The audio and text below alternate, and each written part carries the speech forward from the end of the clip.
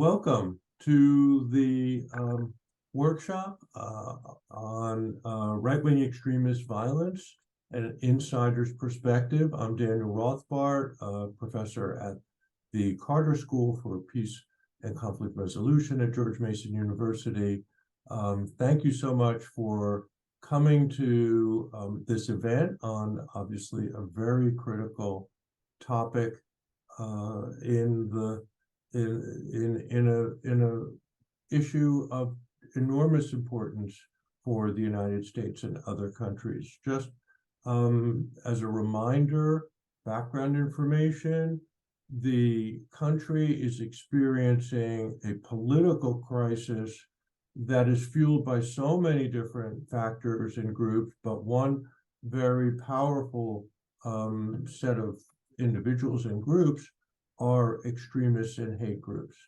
The Southern Poverty Law Center has documented 1,225 extremist and hate groups that are operating in 2022. This represents a surge in the number of hate groups. Of course, there are many different kinds of extremists and hate groups, but clearly there's a very strong connection between the activism of these hate groups and violence. So, for example, according to one study, there were 30 fatalities last year that resulted from extremist groups generally. And of those 30, 28 acts of violence were caused by right-wing extremists, which is the focus of our discussion today. So there's been obviously an enormous amount of studies and questions and findings about these acts of violence, but today we're going to probe beneath the surface to consider what are the sources and causes, what brings these people to basically become so-called radical extremists, and what brings them to acts of violence.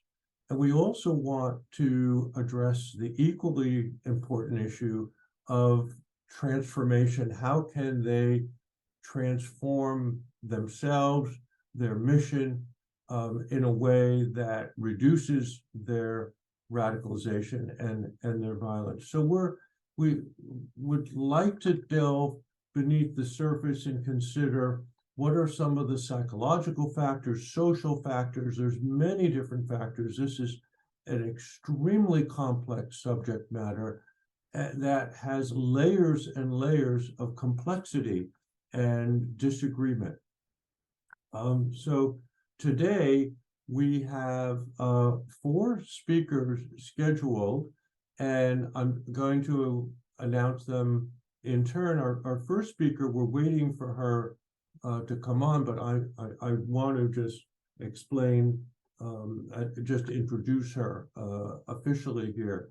Dr. Ann Speckhard is Director of International Center for the Study of Violent Extremism. She's also Adjunct Associate Professor of Psychiatry at Georgetown School of Medicine. She is the author of 5 books, including Homegrown Hate: Inside the Minds of Domestic Violent Extremists. She has basically produced amazing studies that are grounded on direct testimony of extremists from around the world. One of her studies has led to a project called Breaking the ISIS Brand Counter-Narrative Project, which basically results from her interviews of 800 terrorists around the world.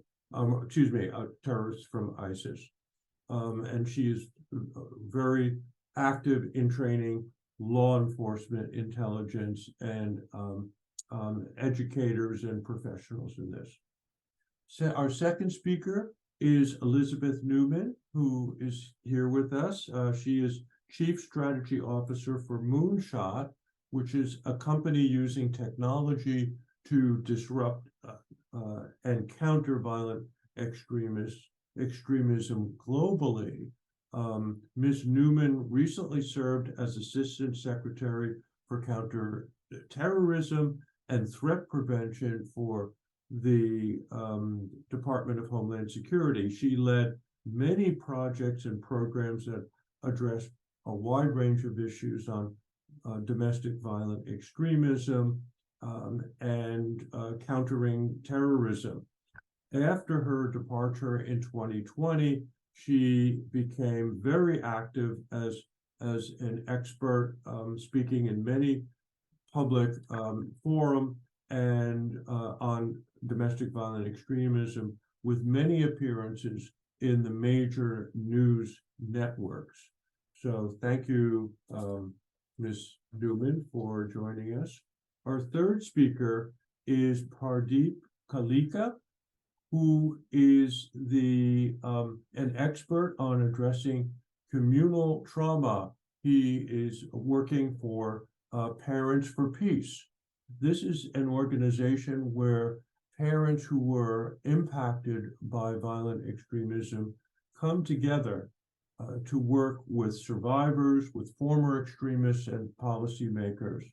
Mr. Kalika is a de-radicalization psychotherapist for Parents for Peace, assisting families and individuals to off-ramp their violent technologies.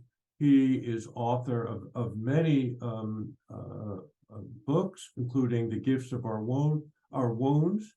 He is the recipient of a long list of honors and awards, which would take a very long time if I mentioned all the honors and awards, but it's seriously impressive. We're very grateful, Mr. Kalika, for your participation.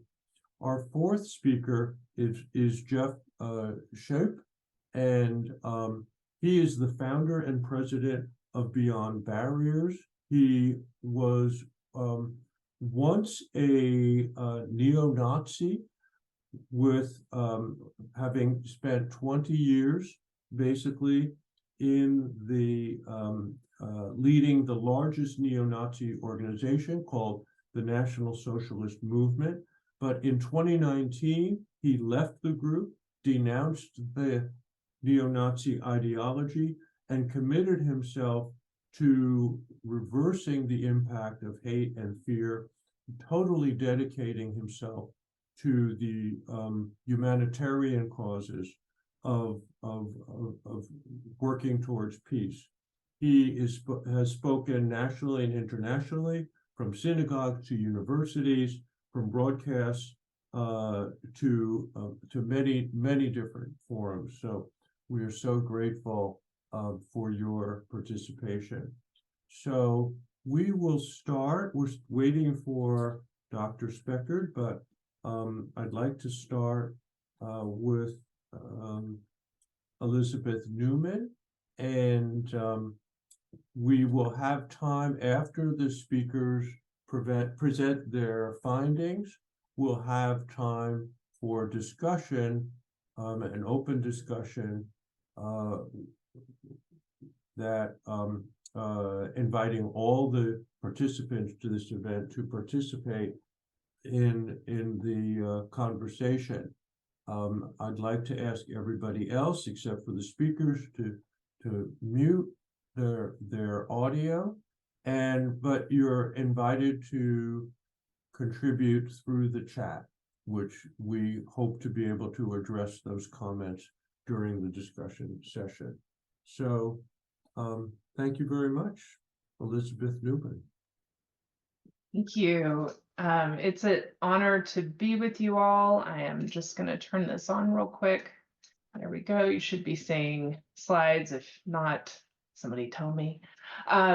It's truly an honor to be with you all, and especially the esteemed panelists who are doing the hard work of helping us figure out how we intervene very early in the process of somebody's radicalization journey and off-ramping them to receive help. It was mentioned I worked at the Department of Homeland Security. I was the Assistant Secretary for Counterterrorism. And when I had first come back to government in 2017, I was quite convinced that ISIS was going to be the threat that's dominated most of my time, and that turned out not to be the case.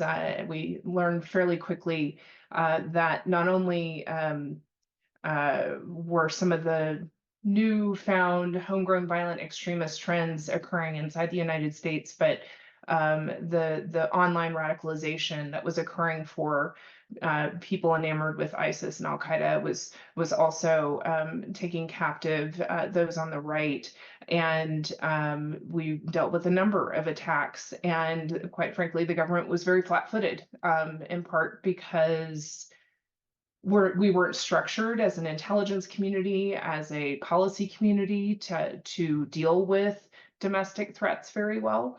And it took us a while to fully understand what was happening. When I left government, I was really delighted to be able to join the people at Moonshot. And the work that they do is based on the evidence that you will hear from Anna, the evidence and the experiences of some of the other panelists. We take that deep research base and we apply it to the online environment. And one of the reasons we do that is we believe, and we have data to show this, that most radicalization today is occurring online. If you were to jump back to 2007, online was not the primary way people were radicalizing. We've seen a pretty dramatic shift in how people are exposed to extremist content and how they journey on the path to become more and more radicalized. And while in-person contact can still play a pretty important role, it is predominantly online. So the other thing that we've learned in 20 plus years since 9/11, we learned that countering messaging tended to not work when people were already on that radicalization journey. They were already pretty much radicalized. We found counter messaging actually would backfire. It made somebody more entrenched in their views. But a lot of the early, I would say 2005, 2006 conversations about how do we counter terrorist use of the internet, that's what we called it back then, was very focused on if you can just find somebody to offer an alternative view to the ideology, then that's what's going to stop radicalization. And we've learned that that's not quite accurate. It does help if somebody's at the very, very beginning of the journey, but not so much on the once they're on the process of radicalizing. So what that means is you have to find ways to intervene fairly early, and it also means that you need to be appealing to the real drivers behind why somebody is radicalizing in the first place. And there are people far more expert than I am as to those drivers, but the short answer that we use at Moonshot is that those drivers tend to be psychosocial in nature, meaning we are having some sort of need for significance, some sort of need for belonging, some sort of need to deal with a grievance, and lacking healthy protective factors in our life. We start seeking other answers, seeking other justifications to deal with these needs. And for some people, they come across ideology, violent extremist ideology, and are cognitively open to it and can radicalize. So when we are looking at how do we intervene early, we want to find them where they are, which these days is primarily online, and we want to appeal to the underlying drivers. So we're not necessarily appealing to why white supremacism is bad. What we're actually angling for is what is the reasons why somebody moved into that movement in the first place. So a little bit about Moonshot. We work across a variety of online harms, but violent extremism is certainly where most of our work started and where we continue to remain focused today. We work on a variety of platforms. We follow a public health model approach to prevention and intervention. This is something the federal government during my tenure moved towards. Prevention used to be very much seen as a law enforcement, intelligence, and military responsibility. And in 2017, the counterterrorism community had to start really reconciling with the fact that we had more terrorists then than we did on 9/11. At some point, you have to realize, though, thankfully, we've never had another attack the size and scale of 9/11. We weren't winning. And so there was a big push to try to understand what could we do to start changing the nature of the fight, because the law enforcement, military, intelligence apparatus, extremely important, has kept us safe, but it's not winning. So public health model, what you're seeing on the screen here is the approach that the federal government has adopted, many states have adopted, and it's basically where Moonshot operates primarily in that tertiary and secondary space. We're engaging people online who are in the process of radicalizing or who have already radicalized. What we found, as I mentioned, psychosocial content is much more impactful. People consuming hate content were 48% more likely to click on a self-help ad or a psychosocial service content type ad than the general public. And for people who are searching for hate groups, to join hate groups, like how to join the KKK, they were 115% more likely to click than the general public. We use a couple of steps to build out online prevention. The first is you can't really do effective online prevention unless you have offline service providers who are trained to be able to intervene with people. So we are the reaching mechanism, but we have to off-ramp them, hopefully, to somebody in real life who can engage with them. So we build networks of service providers. If they need additional training, we get them additional training, and we equip them with the resources and the tools to safely intervene with perpetrators of hate. Next, we digitize their services, which can be as simple as just creating a website with resources to help people engage. What we've found is a number of people, when they're self-referring, and I'll get to that in a second, they might not be interested in picking up the phone. They might be interested in doing a text chat, online chat, and there's a pretty significant period of time that they go back and forth before they actually fully engage in services. Even the amount of time that, not specific to our ads, but your average Google ad, you're looking for tennis shoes on a Black Friday sale, you will usually see an ad 17 times before you click on it. So there's a pretty big lag here between exposing somebody to the offer of help, them clicking on the offer of help, and then there's a lag between them looking at the offer of help and actually engaging with the service provider. So digitizing the services is pretty important because we find people are more likely to engage as opposed to having to pick up the phone.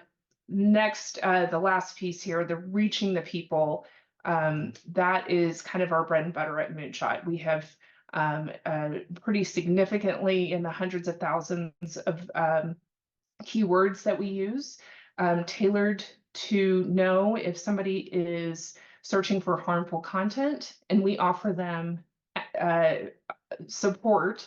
And you're seeing some example ads here. So somebody on Google search might use some version of the phrase "join the Aryan Brotherhood," and they will still get their Google search, but they're getting an ad. It's completely voluntary. They don't have to click on it if they don't want to. And we have no idea who they are. It's completely anonymous. The theory of change here is that by reaching people, offering them support, and connecting them to real life service providers, licensed clinical professionals, those professionals are able to assess risk and then develop a case management approach to supporting them. Now, like I said, it is a long process to get somebody from seeing an ad to actually connecting with a service provider and engaging in that long-term support. But we have quite a few examples of success that I'll share here in a minute. So here's another example of what we mean by how we appeal to that psychosocial driver, and we're not actually talking at all about ideology in most cases. In Canada, where we ran this, here's an example of the ad that is shown. And you see, you click the contact us, and then this is kind of the approach that we use. Try to be very empathetic. We know empathy is really key in trying to get someone to disengage from radicalization.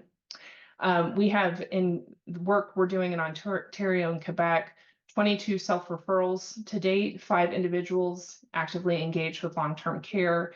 The example you see on the screen, the individual, the service provider learned 6 months after being engaged in ongoing care with the individual that they actually were considering a form of an attack. So we do have some anecdotal evidence that this type of work is indeed saving lives. In the United States, we have a partnership with the Crisis Text Line, where we run ads and have been able to off-ramp people to, in real life, 24/7 text line. One of the things that's kind of interesting about our engagement, the Crisis Text Line service is available for a number of different crises, primarily suicide and domestic violence. What they have found is with our ads, people that click on them and then are connected to a crisis text counselor are significantly more likely, like 2.5 times more likely to need active rescue compared to their general population that contacts them. And then in the state of New York, this is probably the thing I'm just most excited about. The governor of New York signed an executive order 2 years ago, or I'm sorry, almost 2 years ago, in the aftermath of the attack at the Tops grocery store in Buffalo, directing online interventions. And so we have been working with the state of New York to help provide that. And so far we have 25 individuals that have reached out to access services. And you can see some of these other stats. And we're really kind of early on in the effort to provide support to anybody in the state of New York who is either at risk of engaging with harmful contact. And we also offer bystander support. So if you were a parent or an educator and you were concerned and you typed in something to that effect, you would likely see one of our ads offering support to bystanders. And I was told to keep it brief, so I'll stop there, but happy to take questions later. Thank you so much, Elizabeth. Let me just say, I totally appreciate the psychosocial perspective that you're working on. I see that Anne Speckhard has joined us. We're so grateful you can join us, and as you just heard, Elizabeth Newman just finished her presentation. Feel free to introduce yourself also. Okay, let's see. Hi, I'm Anne Speckhard, and I'm from the International Center for the Study of Violent Extremism, or Think and Do Tank. And we rely most heavily on in-person interviews with terrorists and violent extremists. And we've done 800 in-depth psychological interviews with terrorists, violent extremists, and their family members and close associates over the years. This includes 273 of ISIS, 16 of Al-Shabaab. I think it was 100 and some of Chechens, and 52 white supremacists and anti-government militia members, which is what I'll speak from today. And one thing that we're also known for is that we video our interviews these days. We didn't always do that. And we create counter narratives if the people are willing to denounce their groups. So both Jeff and Acacia are in our sample of the 52 white supremacists, and they both agreed to counter narratives, and they made some really nice counter narrative videos. And Facebook partnered with us and helped us get those out to millions of vulnerable people. We call those Escape Hate and Breaking the ISIS Brand. And just personally, I designed the detainee rehabilitation program in Iraq, and for 20,000 detainees, the psychological part of it. And I consult all over the place. I just got back from Brussels for talking to the Brussels military, Belgian military. But anyway, since we only have 12 minutes, I'm going to talk really fast. So there's ideologies and conspiracies underlying right-wing DVE groups, and they're racially or ethnically motivated violent extremism, white supremacy, white nationalism. There's also Black separatism, but we're not going to touch that today. And then militia movements that are often guns, rights, constitutional defenders, so they claim, sovereign citizens who don't believe in the government, so I don't know if they're far right or not, accelerationist, basically anarchists that want to bring down the government and start something new. And as you probably all know, there's this new thing that's been defined by DHS, targeted violence, and that's when it's premeditated violence at a specific individual, group, or location. That's been going on since history. Right now we see a lot of targeted violence, especially with the Palestinian-Israeli conflict against Middle Easterners and also against Jews. But targeted violence can be for your gender, for your sexual expression, on and on. And the current domestic violent extremism threat, according to the FBI and DHS, is racially motivated violent extremists. And the RMVEs are considered more likely to create a mass casualty attack. And militia is more likely to target law enforcement and government personnel. And lone offenders are also considered a threat. And small groups of individuals, especially in the US, where it's easy to get weapons. And nowadays we see radicalization happening very fast as it comes to people over the internet. And while we talk about lone wolves, they are rarely lonely. They're most often inspired by existing groups, ideologies, and social support. But we call them lone wolves because they're not actually directed. So I know we were supposed to focus a lot on white supremacy. And so if you're looking at white supremacists, and I'm sure Jeff's going to cover this as well, there's Christian identity, which is basically a perversion of Christianity that uses Christian biblical verses to say that Eve slept with, literally slept with Satan and had a child of Satan, which is the precursor of the Jewish race, or that God created all the races other than whites when he created the animals and he put the white man over them in dominion. So they use the Bible and they use Christianity to justify white supremacism. Then there's Odinism or Wotanism, which is more believing in the Norse gods, neo-Nazism, which is just what it says. And then conspiracy theories play into this, and basically the idea that there's a white genocide or white replacement, and that Jews in particular are trying to elevate minorities and replace the white race because they're enemies of the white race. So the core tenets of white supremacism are white racial superiority, anti-Semitism, the belief that there's a coming civil war. Some call it racial holy war, and most are homophobic, transphobic, but not always. And some of the key symbols that we see and the key statements are: we must secure the existence of our people and a future for white children, or numbers, which signify letters in the alphabet, such as Heil Hitler or Adolf Hitler.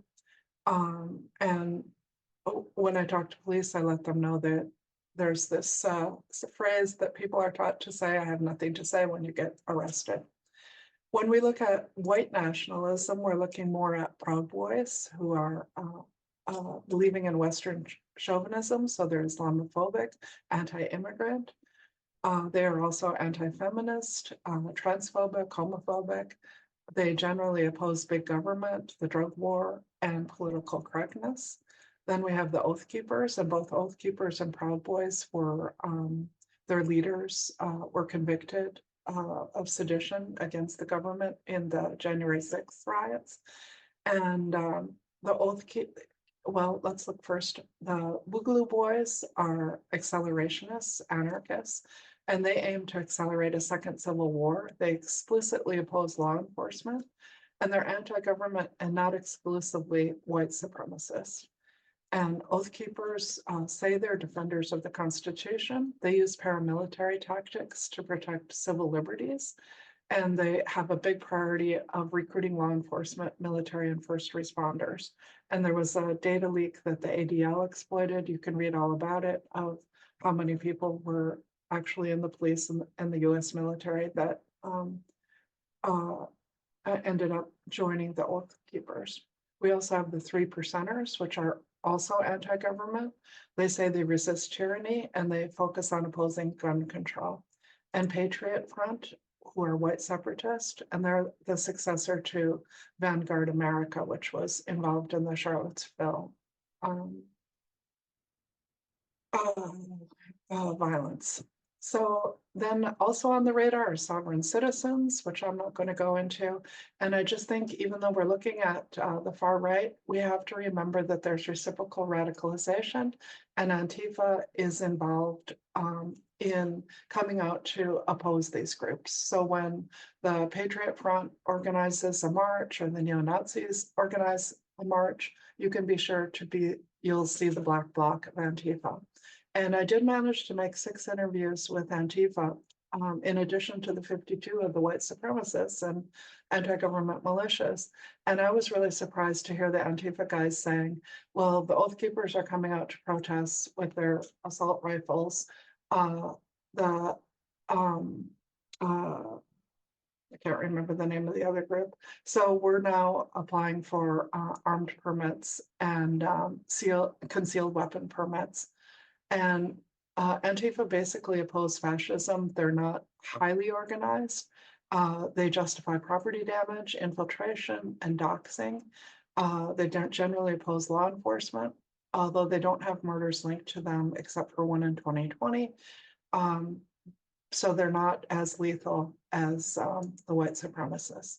This is a picture of an how should we say this? This was a pro-life, probably Catholic clinic for women that had abortions, and Antifa, when Roe v. Wade got struck down, started attacking them, which is really interesting because they're anti-fascist, but basically saying that they'll oppose freedom of religion if the beliefs oppose their right to abortion.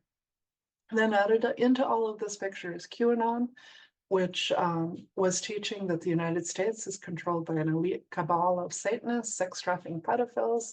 Hillary Clinton was supposed to be the leader of it. It had anti-Semitic overtones, and they were calling for the storm and day of reckoning. So a lot like Rahowa, kind of echoes of Rahowa, that there'll be hangings of traitors, and former President Trump was to be the hero of QAnon. And, you know, looking at Trump's ratings in the polls, we may see more of QAnon or this type of thinking. Then I also want to put on the radar the incels. Incels are involuntary celibates. Some of them are white supremacists, but many are not. And they're sexually frustrated men who congregate and communicate almost exclusively online. They're upset over their inability to obtain and sustain a romantic relationship. Many claim to be virgins. They self-report as suicidal, depressed, and autistic. And they have an ideology which is called the black pill. And the black pill encourages suicide and murder. Sorry, this is a really text-heavy slide, but in my view, the incels become dangerous when they buy into the black pill, because the black pill ideology claims that feminism and gender equality is rigged against men who lack money, status, or physical attractiveness. And it divides women into 2 groups, Stacy's and Becky's, who are perceived as unavailable to them, and Chad's, the alpha men who these women sleep with. And the black pill encourages suicide, just give up. And the main incel forum, online forum, was actually linked to a suicide forum, which is pretty scary. And then they also celebrate murdering Stacy's, Becky's, and Chad's. So we don't see a lot of it, but we see on their website celebrating Alex Manassian, who did a Toronto van attack. Elliot Rogers, who in 2014 did a mass killing, and so on. So I won't go into that too much more. As far as my research, I've been studying terrorists and violent extremists for 20 years. And what I came up with was the theory called the lethal cocktail of terrorism. It's a data-driven model based on over 800 in-depth interviews. And basically the claim is no one is born a terrorist or a violent extremist. And the locus of control for becoming a terrorist or a domestic violent extremist doesn't reside only in the person. It's a social phenomena, and we need a systems approach to try to understand it. So my view is there's 4 necessary and sufficient elements to make a terrorist. The group.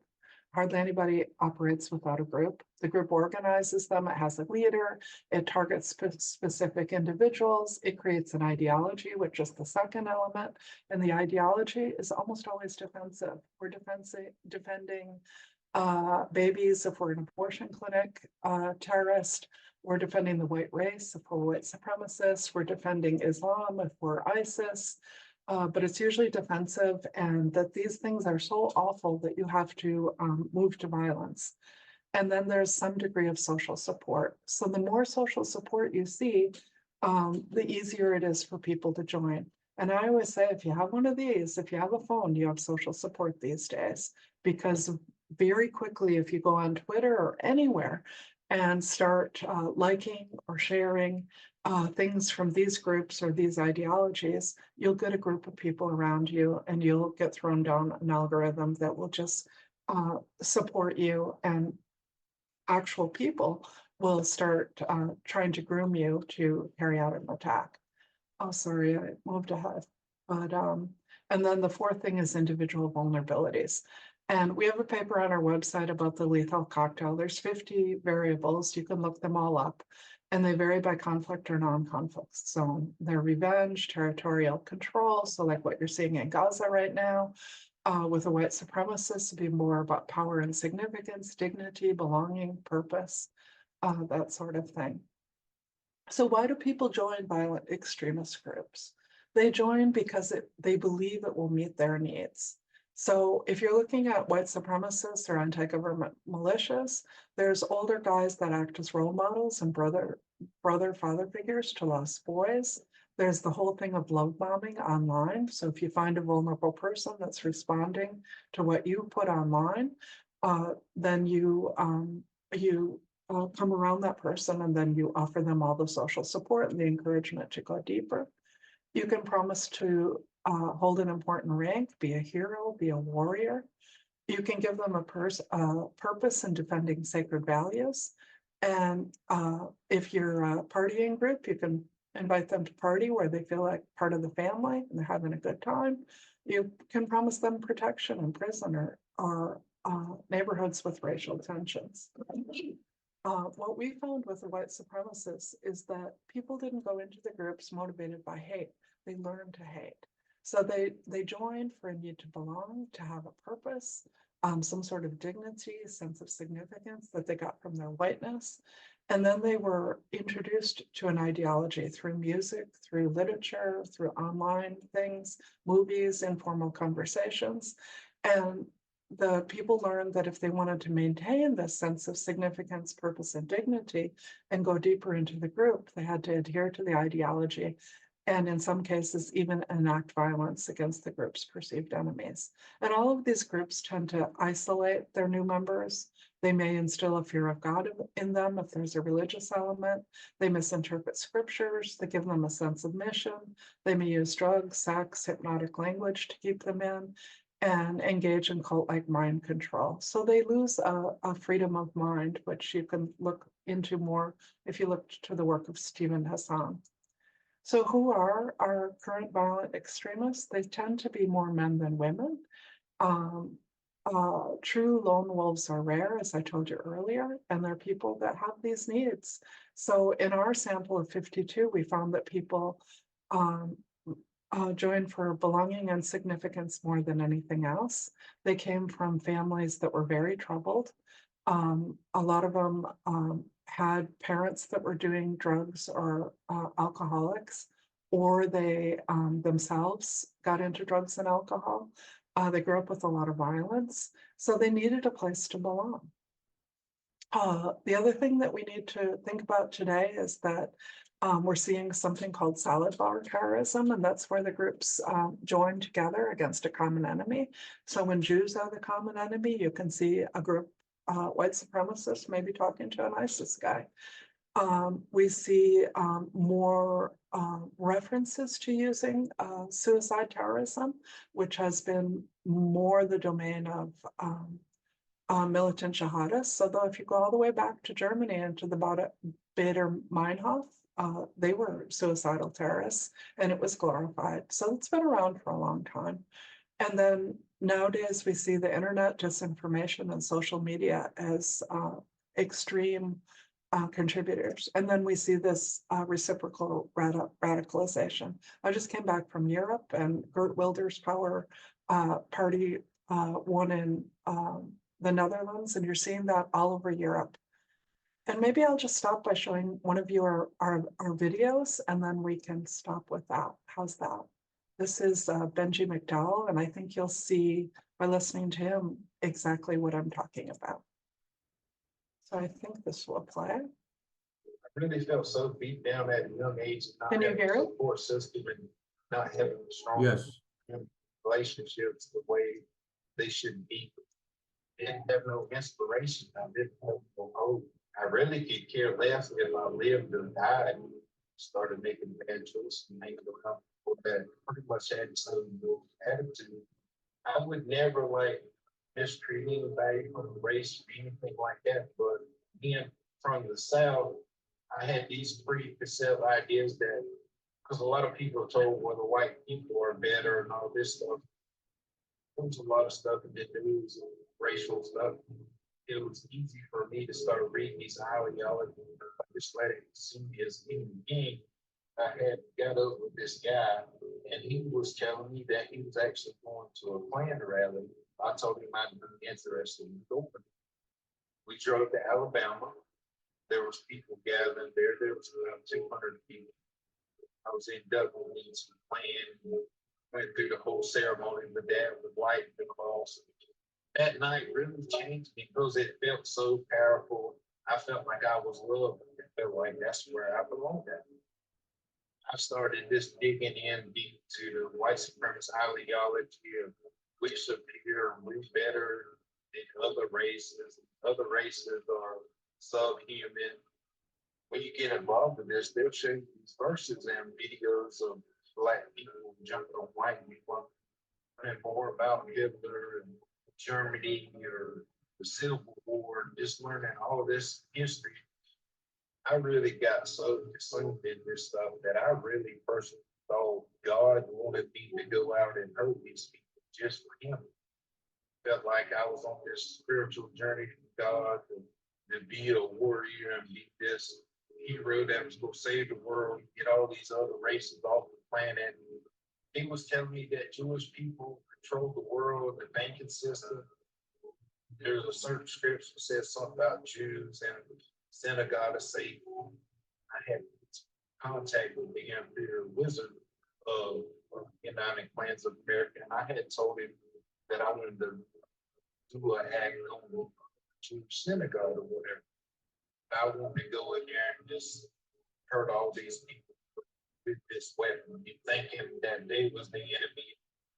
Didn't care what happened to me, if I lived or died or what the consequences would be, but there was so much hate in me, it override any logic thinking. That person to that group turned me over to the FBI, and he set me up with the FBI, and I wound up lying, firearm, and I went to prison. You know, I spent 33 months in federal prison. Got to a point where I actually was thankful that the FBI did arrest me, but nobody in the synagogue got hurt. They want to see you destructive. They want to be able to use you.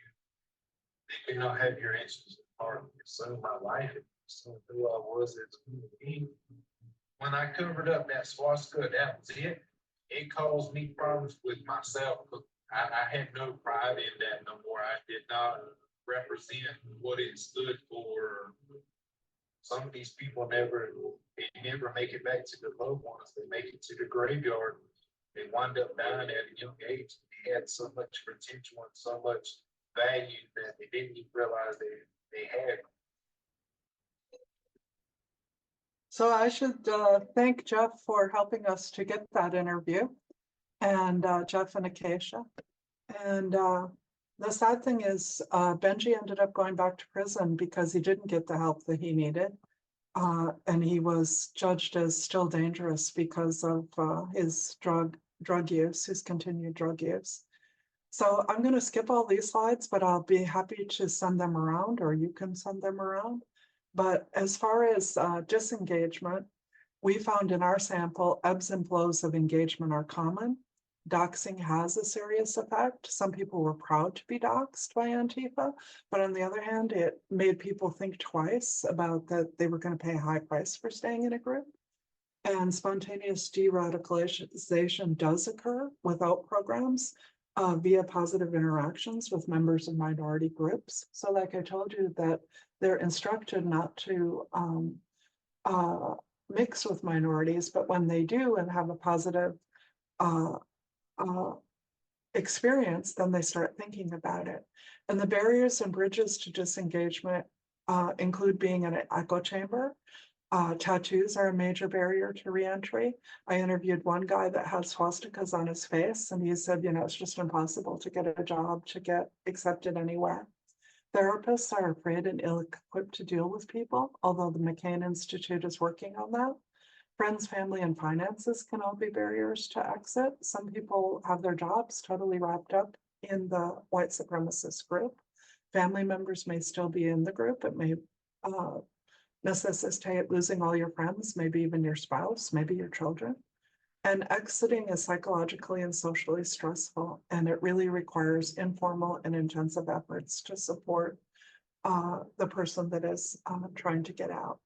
I think that I will skip the rest and just send the slides to you since we're on short time. And anybody, if you want to reach out, our escape videos are on our YouTube channel. And maybe we can cover more in questions and answers. Thank you.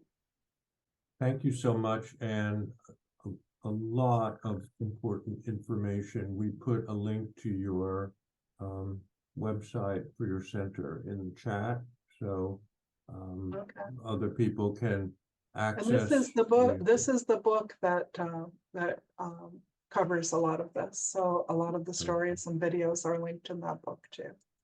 Very good. Thank you so much. You're welcome. We're going to move on to our next speaker, Mr. Pardeep Kalika from Parents for Peace. So, Pardeep. Thank you, Daniel, and it's great to be on with everyone. I'm going to speak. I think our role in this. We're going to speak on how do you actually help somebody off ramp from hate. So I'm a therapist. I work with clients callers and families from left to right, from Islamist inspired to far right. For the context of this conversation, we're going to talk a lot about what we do at Parents for Peace, but I have to start back from a personal place of why I do what I do. And so I'm former law enforcement, and I was an educator working with at-risk youth before I started doing this work. In 2012, my father and 6 others were murdered by a white supremacist in Wisconsin at the Oak Creek Sikh Temple. And at that time, some of the inspiration of why we do what we do was to get further upstream and really be able to address it from a biopsychosocial lens. I'm going to share just a short video of myself and a brother of mine who is considered, and within some of the anti-hate, anti-terrorism industry, there are some people known as formers, and there are other people known as survivors. So I would be considered a survivor, and Arno Michaelis would be considered a former. He started the same organization that the shooter in our situation, in our incident, belonged to. And I went to him for answers of why white supremacists do what they do, not knowing that I was starting to embark on something that would lead to somewhat of a purpose in my life. And so I'm going to share that with you all. This is an old dated video, so you'll notice that I have a lot of grays now. But back in this time, this was shortly after 2012 and shortly after the shooting. There is shooting. Okay. There is shooting in this. Okay. Did anybody get hit, sir? Did anybody get hit? Ma'am, sir. Ma'am, sir. Sir, I understand that. Did anybody get hit? Hello? We're back with former white power leader Arno Michaelis. Back in 2012, a member of the group Arno started opened fire in a Milwaukee Sikh temple. The video you just saw, killing 6 people before turning the gun on himself. One of those killed was the father of Pardeep Kalika, who joins us now.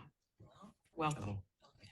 You reached out to Arno shortly after the tragedy. Why do that? Just to understand the why. We understood the how until you make meaning of the how. We can't do anything about it.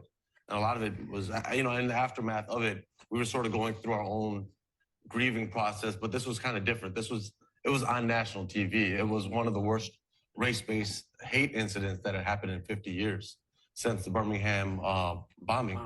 And we really thought at the time, we're like, okay, let's do our best to put on a brave face for the world. But we really need to understand the why. And that's why I reached out to Arno. Arno, now you say that Ardeep's father's killer was a mirror image of you.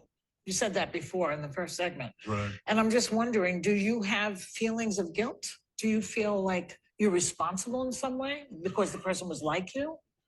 Absolutely. I feel like I helped to create the environment that man came from. And in that sense, I certainly have responsibility for what he ended up doing. It could be argued that had I never existed, things still may have unfolded, but the fact that I was party to that and that I did help organize that group and put that narrative out into the world through the music of my band, it would be ignorant of me, I think, to not feel responsibility.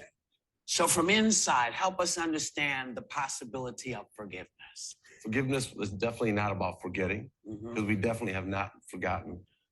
Forgiveness is not simply about just getting over something, but forgiveness is trying to make a mission out of it.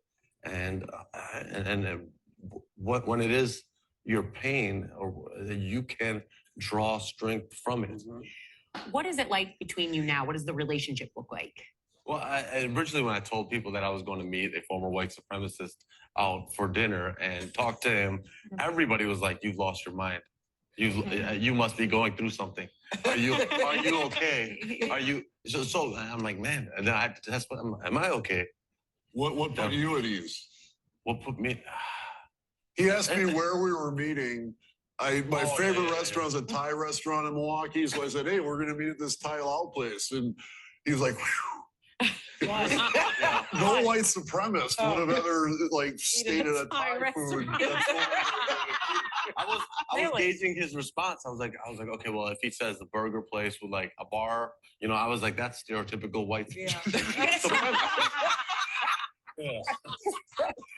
So they're missing out on a lot of good food. Yeah, they're missing a lot of good food. They don't know. But right now, our relationship is like a genuine brotherhood. We hang out almost every day. Wow. So we go to lunch almost every day. He watches our kids. He babysits. Wow. He comes over to the house without knocking sometimes and just walks in. And I'm like, oh, there he goes. There's the former white supremacist. I call his mom. And one time before we were going out at a gig, she kind of took me aside and she's like, you know, are you okay? Like, are people after you? And it really, like, it just touched me that she had that concern for me. Such a great relationship that you have. It's a great story, really. Honestly, it just turned into this like this brotherhood, and ever since then, we've been walking together. At times, I get tired, he picks me up, and hopefully, at times when he gets tired, That's I pick nice. him up. He's come to the rescue many times. We've done events where I broke down, thinking about what happened to his father and to the other victims of the shooting, and he's literally like took me in his arms and held me up. You both seem to have found some purpose in this also. Oh, yeah. And now you have to help others to understand. So what are you doing to help? Thank you so much for watching that. And I think that we talked a lot about purpose. We also need to talk a little bit about, obviously, friendship and what we can do about this. And organically, my world changed in 2012. Arno and I are still friends. But after that, we started to meet all kinds of people who were going through similar circumstances. A lot of times, many of these young men were organically showing up to some of our talks, and their parents would bring them, or their father would bring them, or the mother would bring them, a caretaker would bring them, somebody who cared enough would bring them to a talk. And after the talk, we didn't advertise a lot of this. We just thought we were doing what we needed to do to get our honorariums worth for doing the talk. So we show up, they'd show up, they'd bring them by, we talk to them and let them know, hey man, there's a better way of living your life. And if you keep going down this path, this may ultimately be where you're headed, either jail, prison, suffering, death, you know, you name it, but it doesn't end well for anybody, including the people that you think that you love. And we were able to change a lot of hearts and minds, being able to promote our story, right? This becomes a very self-promotional industry, right? I've seen it from the inside out for a very long time. But you need to be able to promote the good. You need to be able to promote the change. People like Jeff need to be put out there and say, hey, like, this is possible, right? We become so much of a rejectionist world that people are not just, it's not just about the ideology. It is about developing an armor of a world that you feel like you're not loved in.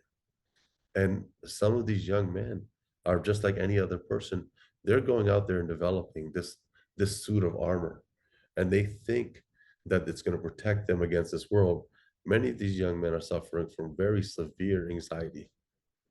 And there's also personality issues, that some of them are very hypersensitive, right? So if you think about somebody who is okay with rejection, and then they don't internalize it.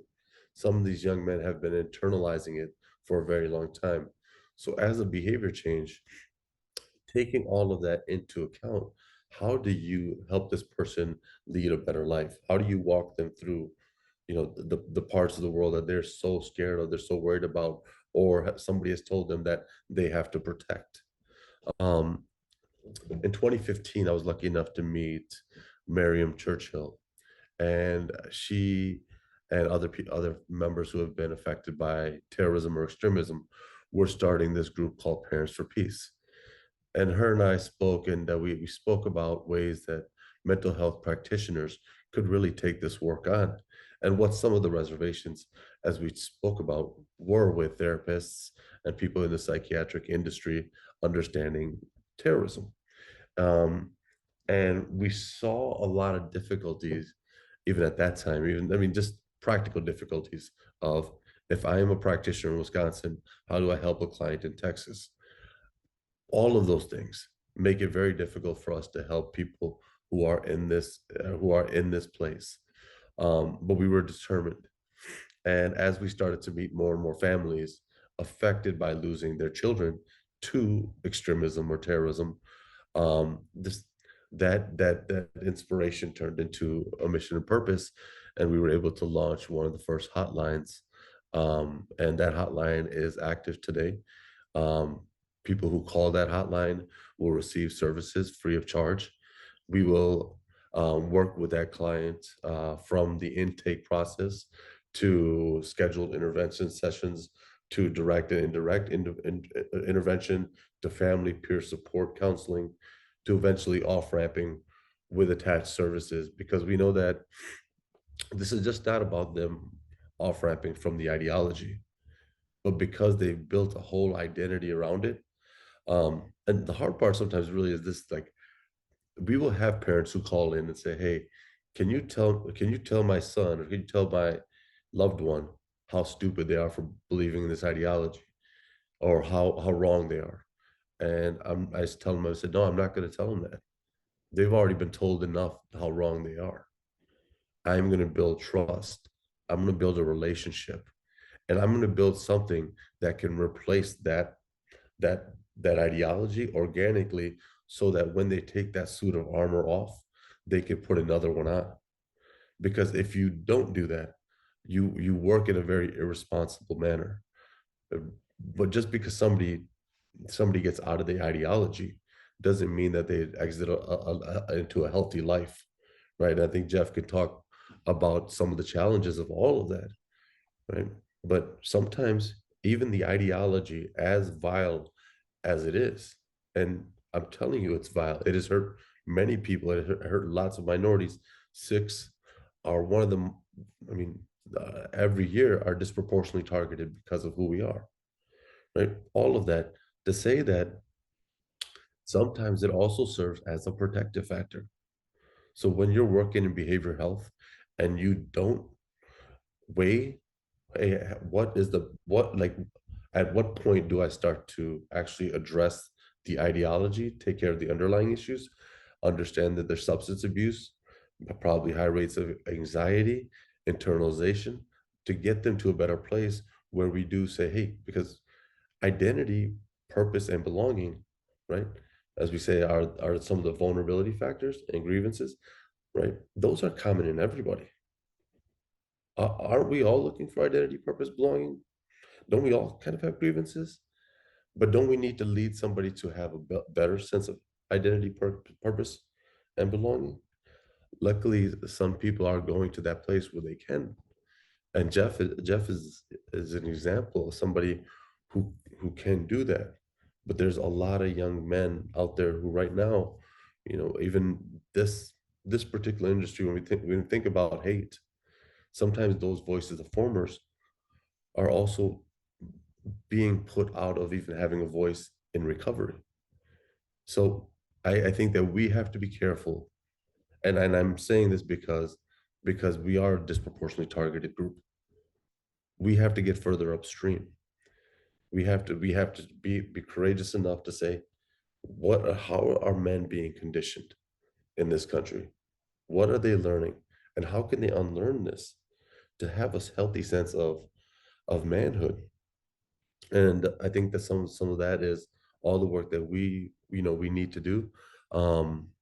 If you are, I'm going to just share this slide really quickly, and then Jeff, we'll go on to you, bud. So this is kind of the roadmap to off-ramping at Parents for Peace. Again, the only part that's not in here are the peer support. We have seen that when families talk to other families, it normalizes all of this, because regardless of what type of ideology people are in, and we have taken people who are in, Antifa, Black Lives Matter, right wing, left wing, eco-terrorists, incel, sometimes all of the above, far right,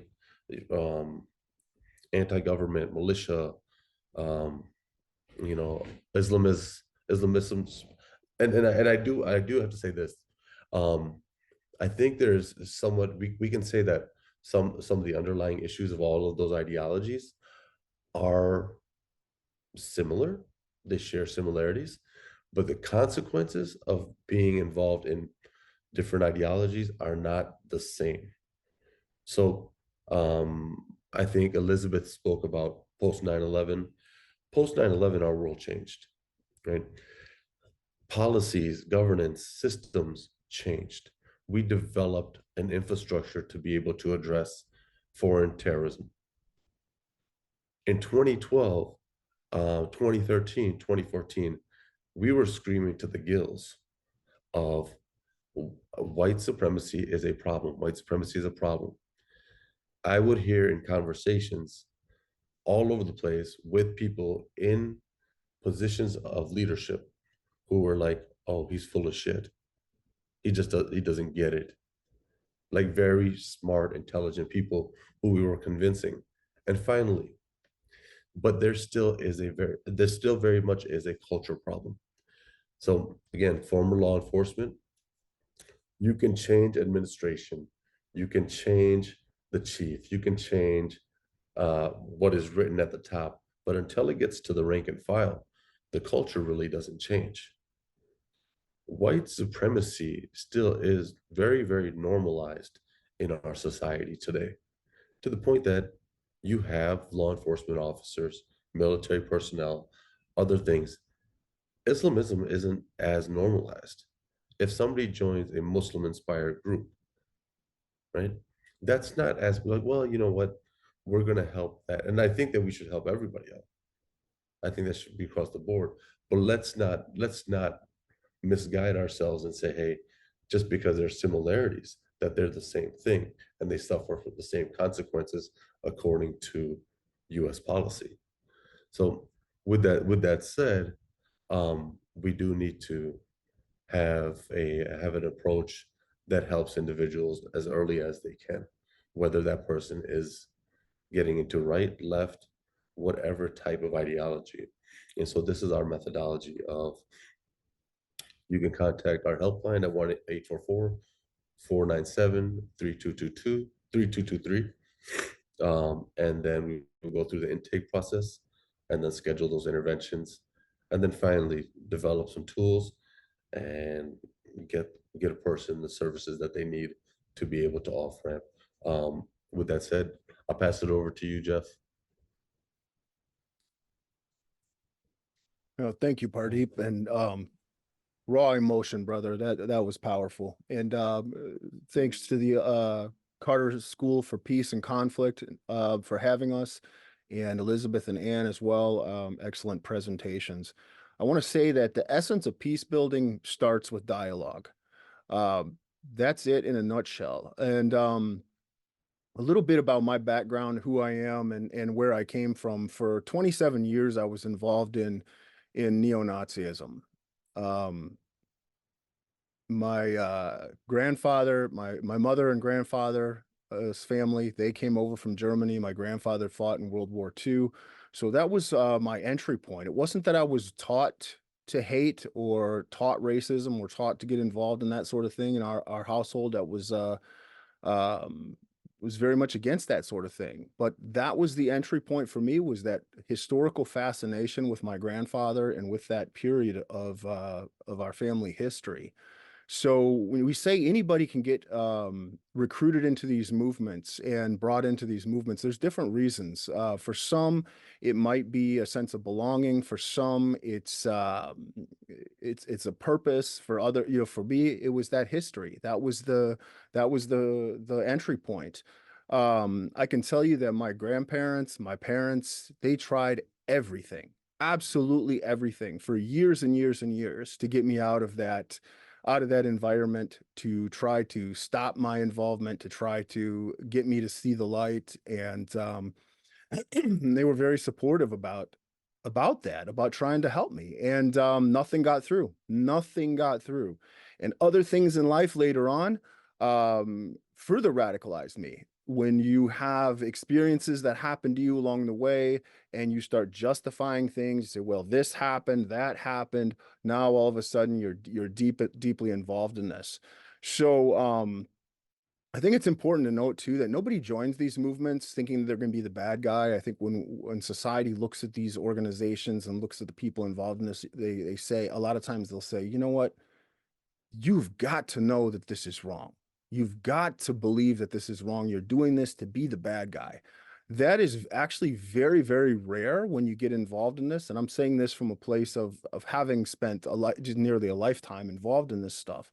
That very few people that are involved in it believe they're wrong. They don't believe they're the bad guy. They think they're heroes. I know in speeches I used to say things like, "We're like the men at the Alamo, standing on the ramparts, fighting for our people." That sort of thing. That was truly our belief, is that we were doing these good things, that we were helping our people, we were fighting, and that sort of thing. So, and the reason why I talk about that is because you have to understand the psychology. You have to understand how someone gets to that point where they get there. Hate is taught. None of us are born to hate. None of us are.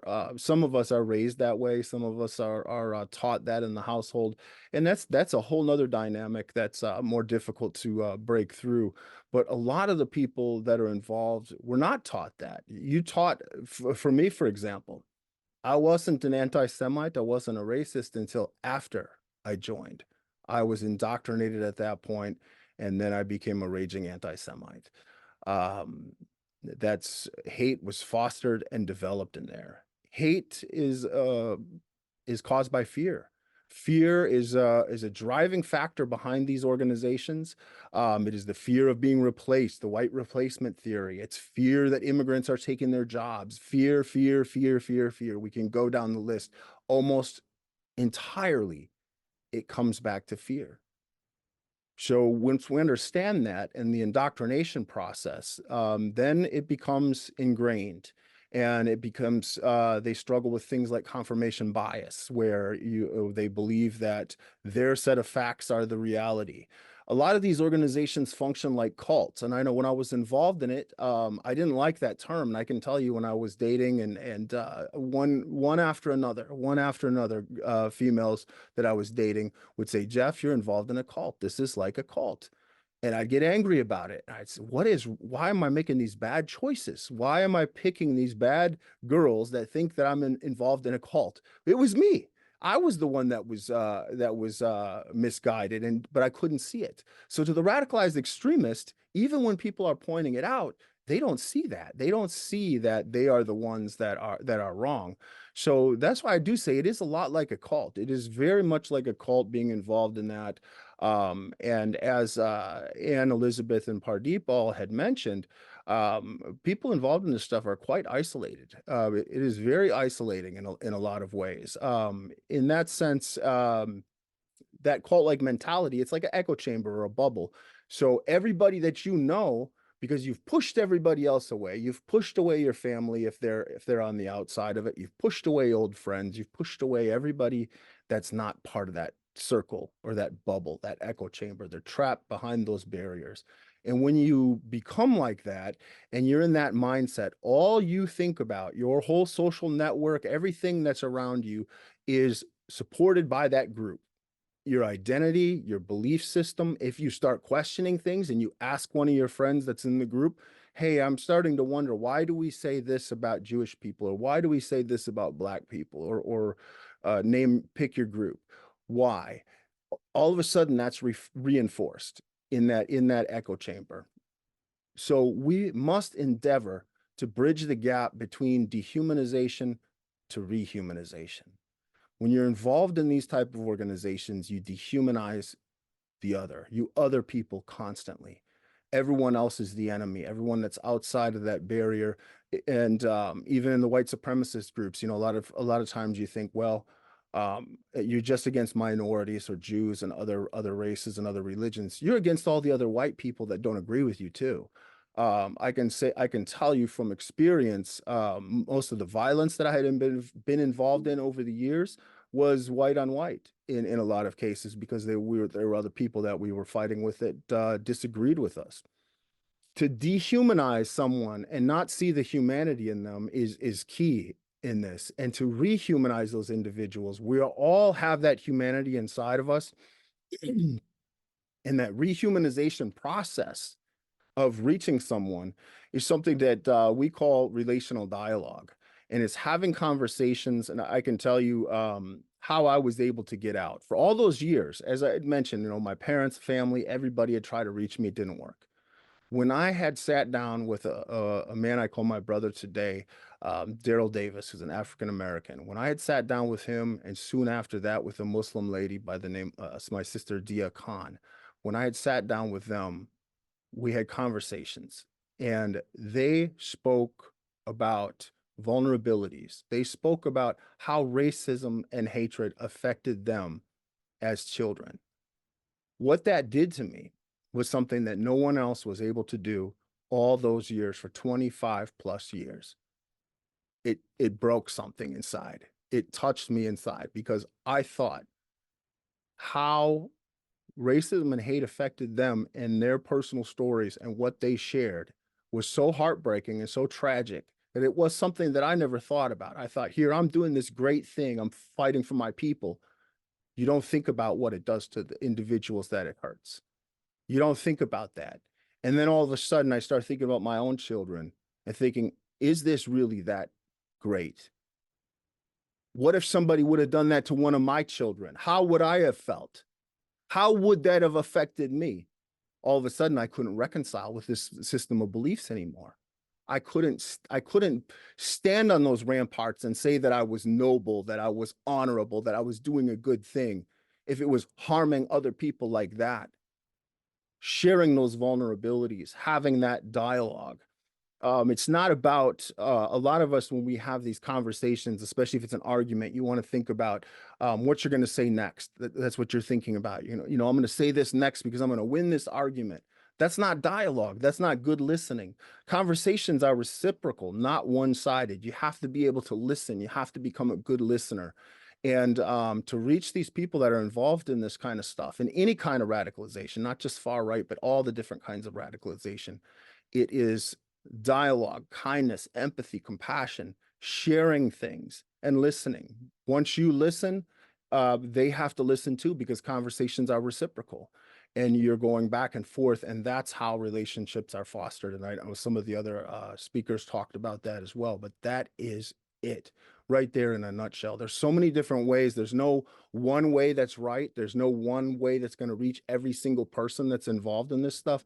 But these are some of the tenets and some of the approaches that actually do work. And it's something, the relational dialogue is something that we use at Beyond Barriers to reach people. Just about everybody that reaches out to us, it's not going to work 100% of the time. Nothing does. But having those conversations, and as Pardeep said, it takes time, it takes a process, and going through that and working with somebody and sometimes showing them different ways of looking at things. And I'm going to echo what was said earlier as well, is telling these people they're wrong does not work. My grandfather had told me, he says, you're going to end up dead or in prison if you stay involved in this. And this was about 15 years ago, 10, 15 years ago, he said that to me. I looked him right in the eye and I said, you may have given up fighting for the cause, but I will never give up fighting for the cause. And that was my response to that. And he was actually trying to help me. He was trying to look out for me. And I didn't speak to him that way. But that was the pushback that I gave instantly. Whereas sitting down with Daryl and Dia and hearing their personal stories and how hate affected them, it made me rethink it. So we can't force anybody to change. Just like in a relationship, if a couple is arguing and the one says to the other one, you know what, I'm going to take your kids if you don't change this behavior in your life. And the other one says, fine, and changes the behavior, that change isn't real. And that's going to buckle. That's going to crumble later in life. Change has to come from in here, from in the heart, and from in the mind. And the person cannot be forced to do it. They have to believe that they've done it themselves. So a lot of times, you'll say, well, so-and-so has de-radicalized this many people. No, we've given them the tools. We've helped them through that process, but we're not de-radicalizing anybody. De-radicalization has to come from within. It has to come from within the heart and mind. And we can give them those tools. And by listening, by sharing commonalities, finding commonalities, and sharing interpersonal vulnerabilities and struggles and storying and sharing those type of things, you're connecting with somebody on a different level, something that they're not used to. And we're seeing that change a lot of times, slowly but surely. And sometimes it's just giving them another way of looking at things, where instead of saying, well, you're wrong about this, and I'll just give a quick example on this. So I was talking with a guy that was, he'd been out of the movement for about 10 years. And he says, I'm still struggling with something. I said, let's talk about it. What is it? And he says, well, it's Black people. And I said, okay. what is it about black people that you're struggling with? Share this with me. And he goes, well, there's this black guy that hits on my wife every time she walks to work. He lives down the street from us. Every single time he hits on her, he knows we're married and he keeps doing it. And I said to him, I said, do you have any other problems with black people? And he goes, no. I said, so why do you think you have a problem with black people? And he says, well, because of this guy. And I said, okay. So I said, would it be okay if a white guy was hitting on her? No, of course not. What kind of question's that? I said, are you sure? Are you sure? You know, and we're going back and forth. And finally I said, you know what? It sounds like this guy's just a jerk. It doesn't sound like it has anything to do with his race, does it? You know, because if you're saying it's not okay for somebody else to hit on her, then how is it a racial thing? And all of a sudden it was like the light switch clicked in his head and he goes, I didn't think of it that way. I thought back it was a race thing. But you're right, it's not. So right there was just a reframing of a simple conversation that somebody thought they were struggling with. And that same concept can be placed in so many different facets in life, even outside of the radicalization space. It can be very helpful to people sometimes to just look at things through a different light, see things through a different lens. And setting those differences aside makes a world of difference. So kindness, empathy, compassion, and change cannot be forced. I think these are key tenets to this. And the essence of peace building, it starts with dialogue. And I think that about sums up my time. Do I have a couple more minutes or no, Daniel? Well, I would. This is tough because obviously what you're saying is so critical, but I also am mindful that we have a lot of people here who you're informing, and I'd like to give an opportunity for people to have questions, if you don't mind, Jeff. Of course, go for it. Okay, thank you very much. So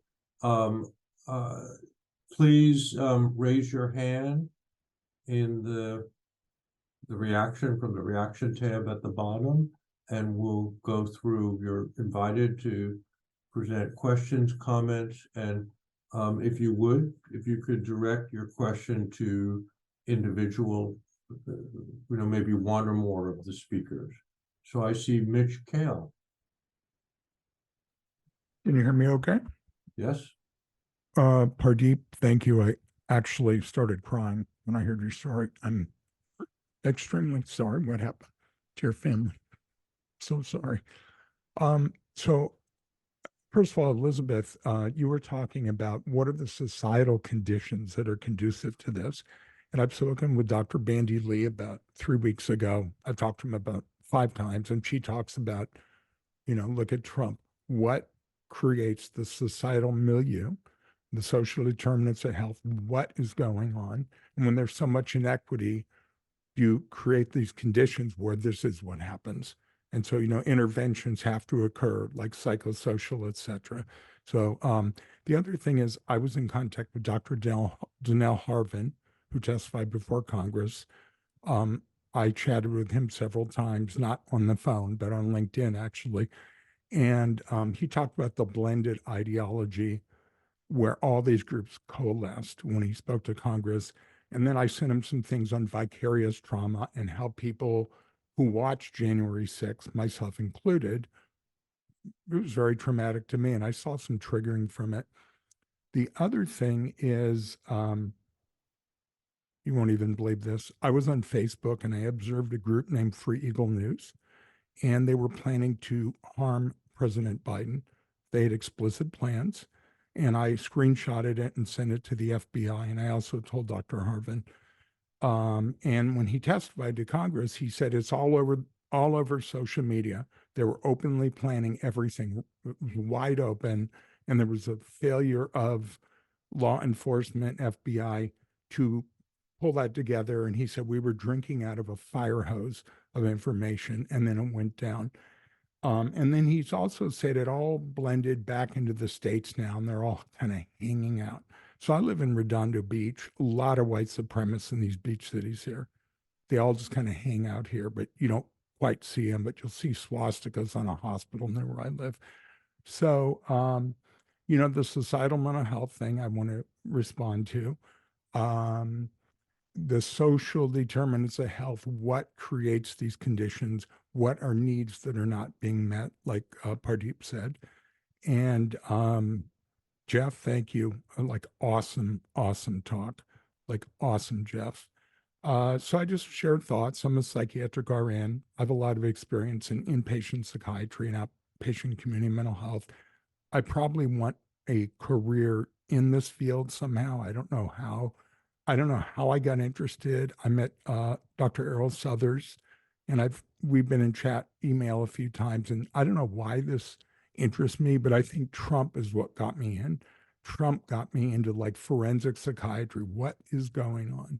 So I just want to share that. I deeply appreciate everyone. This is incredibly, the knowledge here is incredible. Thank you. I'm sorry to go on so long. Thanks so much, everyone. Does one of the panelists want to respond? Okay. I just want to say this really quickly. Thank you, Mitch, for your kind words. The work that we do all together, and I think we need to lean on each other. So if this is something you're interested in pursuing, getting into, you're in the right place, and I think we need to welcome this way of. I think we need to be able to build sort of a mental health approach to address a lot of the issues that we face in America. And it's around extremism, but it's around a lot of other things, vicarious trauma, as you put it. I just want to really quickly answer Marsha's question. She said that she asked the question of, do de-radicalization programs also address comorbidities such as detox programs, substance abuse, etc.?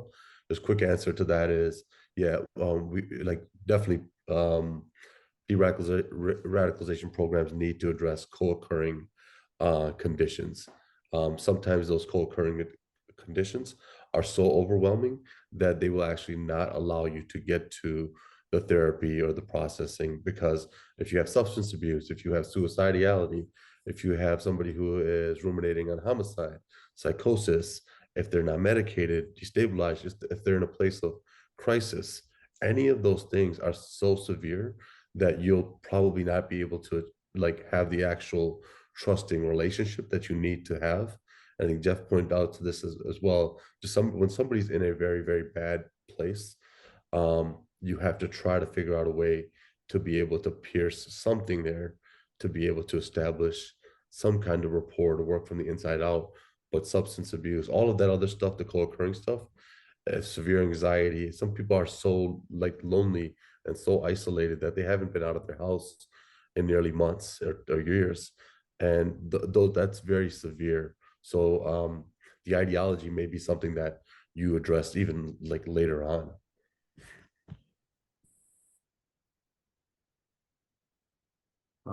Thank you very much. We have a couple questions in the chat, which I'm going to read. This is for Ann Speckhard. Does right-wing extremism and left-wing extremism follow a horseshoe model as reflected from exit in-person interviews? Or is this a false comparison and we need a more nuanced approach to hyperpolarization? Oh, that's a good, I like that, the horseshoe, because the Antifa people were very self-insightful that I talked to. And they said, yeah, we are a lot like white supremacists and anti-government militias. We, well, and not in all cases, but in the anarchists and accelerationists, they oppose the police. They both were arming up. And they're definitely opposing each other and ratcheting each other up. Although I think the white supremacists are more ratcheting up the Antifa than the other way around. Although, I don't know, Jeff could speak to that. He certainly had his experiences with Antifa. You even had undercover in your home, didn't you? So yeah, I guess, it goes both ways. It's reciprocal radicalization. And I saw the other question too about how do we know when people are sincere? Well, it's how they engage with the rehabilitation. And the Saudi rehabilitation program was really directed at people that had been using propaganda, and some of them couldn't be released. And some of the people that were released from that program ended up going to the Iraq battleground. And I think Saudi and Yemen were both happy when people left the country because then they didn't have to deal with them anymore. But that's always an issue with rehab, that people lie to get better conditions and faster release. But, you know, if you have good people working with them, you usually can tell about how they're engaging, if they're changing their ideological views. And you have to get as much information as you can, a 360 on them, you know, not just take their word for it, but other prisoners, guards, what's going on if they're in prison. And if they're not, family members, and so on. Okay, we have some more questions. Can you recommend safe ways for dehumanizing conversations to take place? In facilitated, is facilitated like braver angels the best way? If so, how do you encourage people to engage? So this is a question about braver angels. Is that a good way to foster dehumanization conversation? Anyone want to address that? I'm not sure who this is directed to.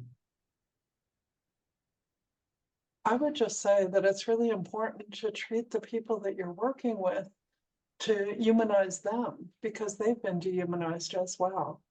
And they've dehumanized themselves. I mean, when they're putting symbols of hate indelibly on their bodies, they don't sometimes know how to get out. And they're running up, like Arno McCallis said, you know, every time he went to the McDonald's, he had this hate symbols on his hands, and he was getting his change from a Black woman, but she was kind always to him, and it really got to him that even though he was exuding hate, she was kind. And so, you know, simple things, it's not a simple thing, it's an important thing to get tattoo cover-ups and tattoo removal so that, you know, people can move back into society, or getting them another chance. So they need to be reintegrated and welcomed back in. One program that I know of takes white supremacists and arranges dinners with them with Jewish people. They find out they have something in common. Like maybe they're both fiscally conservative. And so there's many ways to rehumanize, but the person you're working with, you have to treat as a human being. Thank you very much. This is a question for Jeff and Pardeep. How do you go about facilitating conversations between violent extremists like white supremacists and people targeted by that ideology? For example, Jeff, how did you meet the two people whose conversations helped de-radicalize you? And how did you come to talk to them in the first place? How does this happen?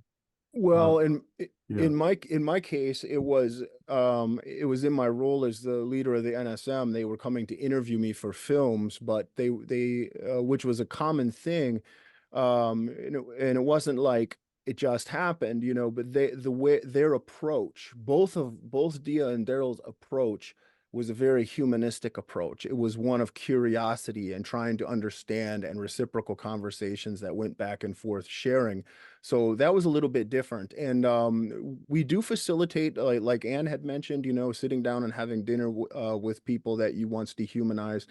I know things like that for me went a really long ways. Even when I first left the movement, I had let go of racism by that time, but I was still an anti-Semite. I still had some lingering anti-Semitism, I should say. And it was meeting the people from the Simon Wiesenthal Center, and then meeting, speaking with just different Jewish people and being able to ask them questions. Now, we don't recommend, you know, taking someone that's brand new the moment they're considering these things, and then go and setting them down with the communities they dehumanized. But we work with them a little bit first, and when they're ready, anyone that I've done that with, I like to be present if at all possible during those conversations, or I'll start with by introducing somebody over Zoom or over a phone call, or something like that, where say a neo-Nazi dehumanized Jewish people. So set them up with some rabbi or somebody from the Jewish community that won't be offended, that they ask any questions they want, and have those conversations. And you know, we see big change a lot of times when you do that. So I think that's an important part of the process. We call that immersion, to kind of immerse them in different cultures and things like that. There's people that I know in cases that we've had. I can think of one where a guy was involved in the movement much longer than I was, even like 40 years. And he had told me, he says he didn't think he'd ever met a Jewish person in his life, and he was interested in doing that. You know, so there's people that have not had those opportunities to talk with others and to facilitate those and show them, look, this person is really no different than you are. And to have that opportunity, it can go a long ways. Thanks very much. And Pardeep, do you want to address that question And also? the only thing I could add to that is, you know, yeah, you start from a place of curiosity, and I think I've always kind of been wired as a curious person. I love to watch people navigate this world. I like to watch the relationships that they form and why they do what they do.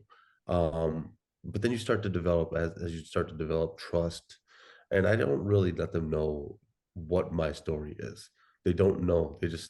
They know there's some guy named Pardeep, and you know, their parents or loved ones or somebody wants them to talk to them. And after developing trust, after developing a relationship and friendship, I say, you know, here's what happened. And a lot of times because they're struggling with shame around who they were in the past. And then I let them know, like, you're still my friend and I forgive you. And they need that sense of forgiveness. They need to be able to look in the mirror and know that they're valuable. And you know, I think that and I've always asked them, like, you know, what matters more to you? Does your lifestyle matter more to you, your ideology, or my friendship? And I have not had one person say my lifestyle. All of them have said your friendship. And that's the power of what we do and how we do it. And I think that, you know, we need to harness that as we go forward, of what does compassion, empathy, friendship look like. And not that we're just saying, hey, you know what, you can be a hateful person and it's okay with us, because that's not what forgiveness is. To me, forgiveness is really about vengeance, and vengeance about what has separated us from our humanity. And all of these things that we're talking about, hate has separated us from our humanity, and we need to reclaim who we are as people. Thank you very much. I hate to say that we're kind of gone over the scheduled time, which I personally, it's a little bit painful to cut this conversation off. There has been, let me just say, it's a common practice just to summarize. It's very difficult to summarize what we just heard, but I will just say one thing that is obvious is a deep commitment for humanizing and to promote humanization of the extremists, to delve into who they are also as individuals. And one of the challenges, just from a personal standpoint, one of the challenges is how to avoid oversimplification and overgeneralization, and that requires a deep dive into the individual psyche of extremists, which obviously informs the work that you do, Jeff and Pardeep and Anne. And so I'm going to have to cut this off now, and hope we will have other events that really delve more deeply into these important issues. But I am so grateful for all the speakers to offer insight. And I should say, you're getting lots of accolades in the chat. And you have definitely influenced and educated many people at the Carter School and I'm sure beyond who've participated in this event. So thank you very much to all, and maybe if the speakers could stay on for if you have a few minutes just to stay on, I would appreciate that.